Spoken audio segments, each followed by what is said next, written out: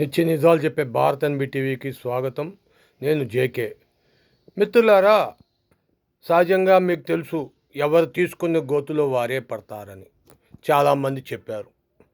అయితే ట్రంప్ తన కంపు విధానాలకి యావత్తు విశ్వవిద్యాలయాలు సైతం మూతపడుతున్నాయి. కోట్లలో నష్టపోతున్నారు. ఎందుకయ్యా అంటే విదేశీయ విద్యార్థులు మా దేశంలో చదవటానికి వీల్లేదు అని. విదేశీయుల విద్యార్థులు లేకపోతే ఎలా డెవలప్ అవుతాయి?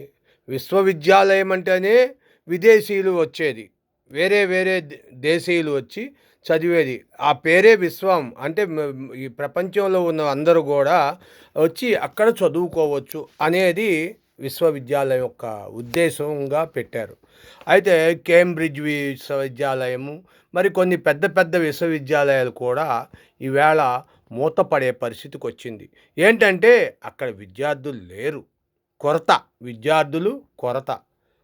ఇలాంటి పరిస్థితుల్లో విదేశీ విద్యార్థులను రాకంట ఈవేళ అక్రమ వలసదారులని చెప్పి దరిదాపుగా 2200 మందిని అరెస్ట్ చేశారు.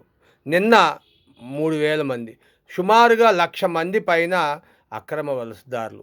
వీళ్ళందరూ ఏం సాధిద్దామని వెళ్తున్నారో తెలియదు. సరి అయిన డాక్యుమెంట్ లేకుండా విదేశాలకు వెళ్ళి అమెరికా అమెరికా అమెరికా. ఇంకా ఆ మేరకు ఏముంది ఏమో మీరే చెప్పండి. మీ విలువైన అభిప్రాయాలు ఒక లైక్ ఇవ్వండి, కామెంట్ చేయండి. Thank you for watching our channel. Subscribe చేసుకోండి. Thank you.